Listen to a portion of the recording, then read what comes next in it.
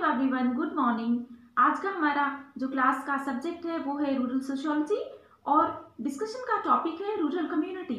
तो well students, ये हम सब जानते हैं कि भारत है वो एक विविधता वाला समाज है, विविधताओं से परिपूर्ण है भारतीय समाज। फिर चाहे वो विविधताएं संस्कृति की हो, संस्कृति, परंपराएं, धर्म, different communities, religious communities, ethnic communities, cast communities, तो विभिन्न प्रकार के समुदाय भारतीय समाज में पाए जाते हैं। लेकिन प्रधानतया भारतीय समाज में दो प्रकार के समुदाय हैं, वो प्रमुखतया पाए जाते हैं, रूरल कम्युनिटी और अर्बन कम्युनिटी। तो इस क्लास में हम रूरल कम्युनिटी किसे कहते हैं इसे समझने का प्रयास करेंगे। तो वेल स्टूडेंट्स, आपने गांव देखे होंगे और आपने सिटीज भी देखे होंगे। क्या फर्क पाते हैं आप दोनों में? मतलब एक आम आदमी गांव और शहरों को किस तरह से समझता होगा?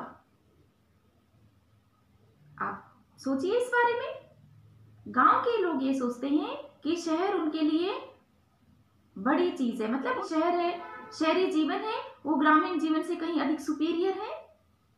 शहरों में पढ़े लिखे लोग रहते हैं, या फिर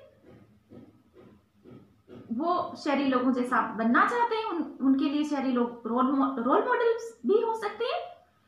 आप ये जानते हैं ना कि गांव में माता पिता अपने बच्चों को शहर में पढ़ने के लिए भेजते हैं और वो चाहते हैं कि उनके बच्चे खेती का काम नहीं करके और दूसरे ऑक्यूपेशंस करें, वो आईएएस अधिकारी बने या वो सरकारी नौकरी करें या अपना कोई व्यवसाय करें, ऐसी सोच है गांव के लोगों की।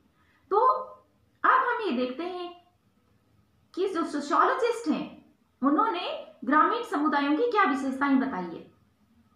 तो हम रूरल स्टडीज को जब हम देखते हैं, जो कि विभिन्न सोशियोलॉजिस्ट ने की है, जैसे कि Andre Beteille, S C. Dube, A R. Desai, M N. Srinivas, professor B R. Chauhan और अन्य कई समाजशास्त्री, इन सब की स्टडीज के बेसिस पे हम रूरल सोसाइटी की समझने का हम प्रयास कर सकते हैं, उसकी कैरेक्टरिस्टिक्स को समझते हुए।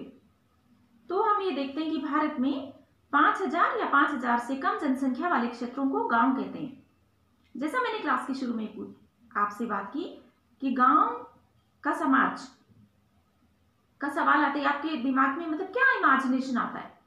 तो आप ये देखते हैं कि ग्रामीण क्षेत्र उन क्षेत्रों को कहते हैं जो छोटे होते हैं। ऑफकोर्स गांव छोटे होते हैं, शहर बहुत बड़े होते हैं। और जो पहली विशेषता फिर क्या होगी कि ग्रामीण समुदाय आकार में छोटे होते हैं, 5000 या इससे कम जनसंख्या होती है।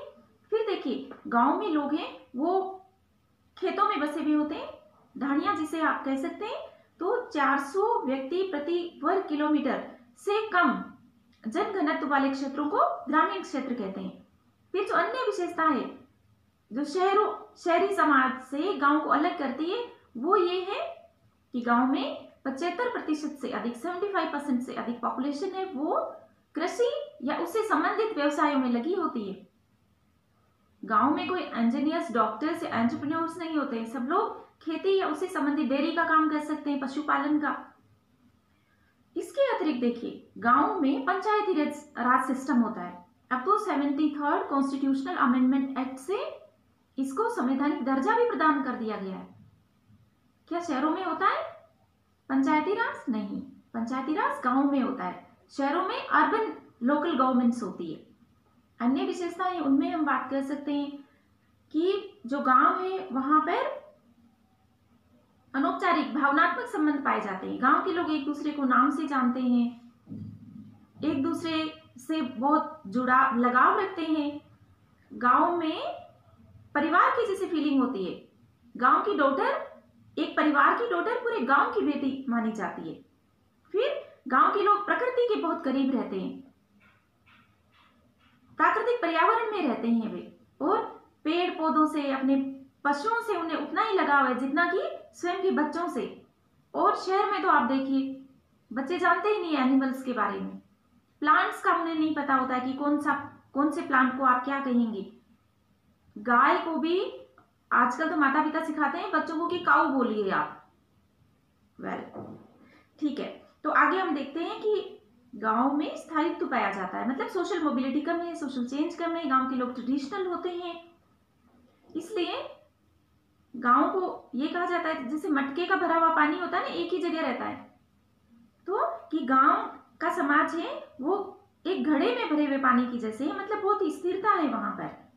सोशल मोबिलिटी, सामाजिक गतिशीलता कम है गांव में। फिर देखिए जॉइंट फैमिलीज हैं, न्यूक्लियर फैमिलीज नहीं है। जॉइंट फैमिलीज क्यों है? क्योंकि कृषि का कार्य करने के लिए अधिक लोगों की आवश्यकता होती है। अगर परिवार संयुक्त रूप से रहेंगे साथ में तो संयुक्त श्रम होगा और उससे वो खेती का काम आराम से कर सकते हैं। मैरिज है वो भी परंपरागत शादियां होती हैं, और मैरिज है वो पेरेंट्स से फिक्स करते हैं। अपनी जाति में विवाह करना गांव में उचित माना जाता है, इंटरकास्ट मैरिजेस नहीं कर सकते, नहीं तो फिर हरियाणा में आप देखते हैं ना, आप ऑनर किलिंग जैसी घटनाएं भी हो जाती है अगर अन्य जाति से बच्चे विवाह करें तो। मतलब गांव के लोग होते हैं ना, वो थोड़ी कंजर्वेटिव है, रूढ़िवादिता है उनमें। फिर औरतों की स्थिति गांव में निम्न है, वो खेतों में काम करती है लेकिन घर में वो निर्णय नहीं ले सकती है। पुरुष प्रधानता है गांव में, और पुरुषों में घर का जो मुखिया होता है एल्डरली मैन, उसी के निर्णय चलते हैं घर में। फिर देखिए सामाजिक नियंत्रण की जहां तक बात आती है तो गांव में सामाजिक नियंत्रण करने वाले कारक ऐसा नहीं है कि वहां पुलिस, जुडिशरी या न्यायालय इनकी बहुत चलती होगी, नहीं। गांव में गांव के मुखिया की, पंचायत के मुखिया की, जाति पंचायत की, घर में जो एल्डरली लोग हैं वो नियंत्रण करेंगे, या फिर गांव के लोग परंपराओं से नियंत्रित होते हैं और धार्मिक विश्वासों से। लोग क्या कहेंगे उसी के आधार पे कि मान लीजिए उनकी डॉटर पढ़ाई कर रही है, बेटी एक मान लीजिए उसकी एज है, तो गांव के हिसाब से शादी की हो गई है, तो परिवार क्या कहेगा कि हम तो पढ़ाना चाहते हैं, पर रिश्तेदार क्या कहेंगे, परिवार क्या कहेंगे, दूसरे मतलब नेबरहुड फैमिलीज क्या कहेंगे। इस प्रकार से हम देखते हैं कि गांव के लोग हैं वो ट्रेडिशन से कंट्रोल होते हैं। तो ये आज हमने ग्रामीण समाज की विशेषताओं को समझने का प्रयास किया। आई होप आपको समझ में आया है। So thank you so much. See you in the next class.